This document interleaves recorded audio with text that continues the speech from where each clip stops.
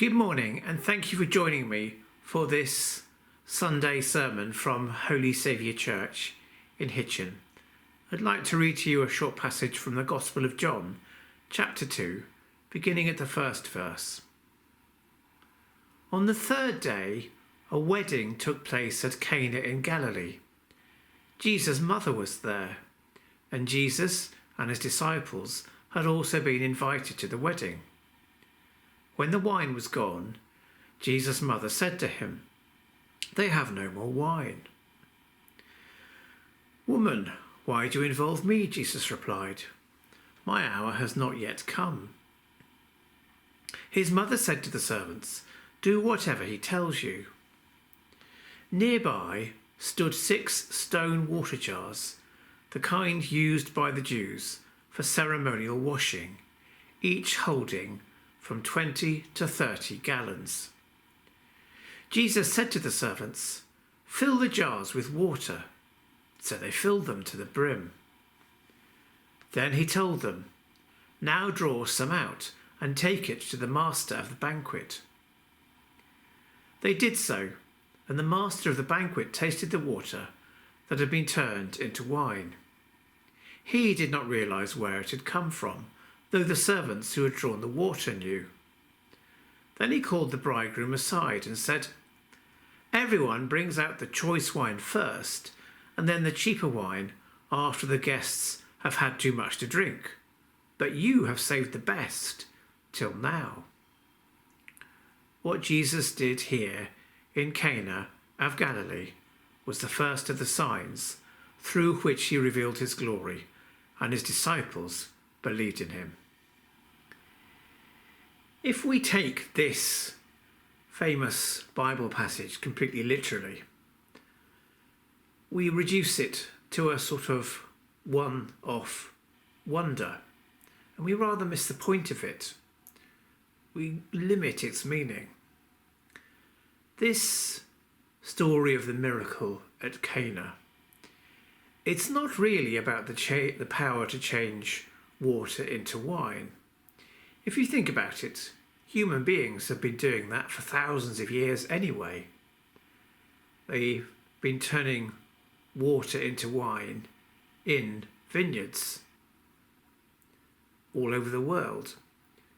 But what this miracle is about really is a deeper and broader significance, and it's something that's valid for all time.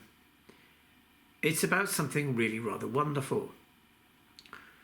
In attempting to describe the relationship between God and his people, the Bible uses the image of a bridegroom and his bride. And in describing the joy God finds among his people, it uses the image of a wedding feast.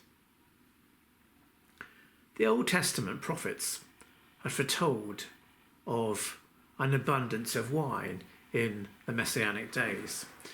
And at Cana, Jesus provided just that. And all those who tasted the new agreed that it was better than the old wine.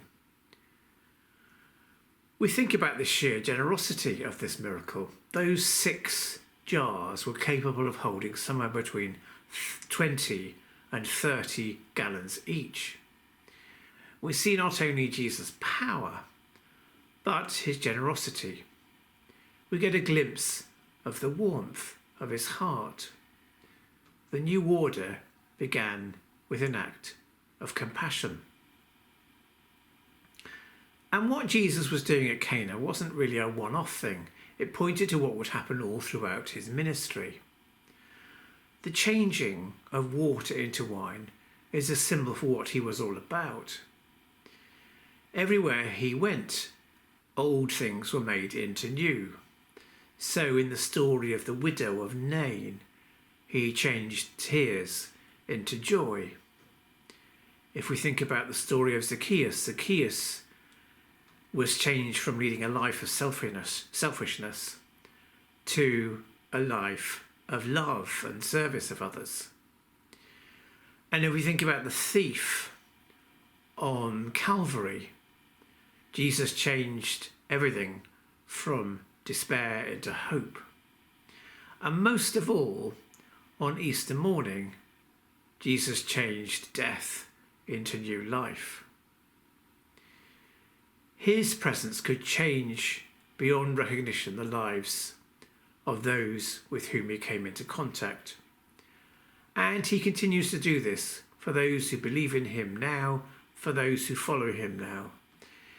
He transforms our lives into something really, really wonderful. He offers us something that we pine for, but that we can't achieve on our own. He offers us a share in the divine life, nothing less than the ecstasy of communion with God.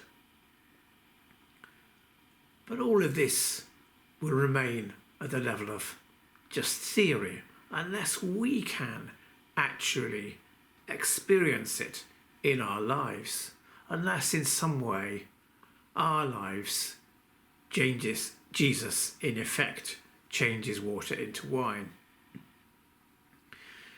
Water, if you think about it, is a really fundamentally good thing. It's absolutely essential for bodily survival. But although it's something that gives satisfaction, it's not something we associate with great joy. But wine, on the other hand, wine intoxicates us and it raises our spirits. Blessed are those who thirst for this new wine that Jesus provides. The old is the promise. The new is the fulfillment. Material things are just not enough. Jesus brings a whole other dimension to life. He brings a joy which the world simply cannot give of its own. Our hymn for today: Immortal, invisible, God only wise. And may God's peace go with you.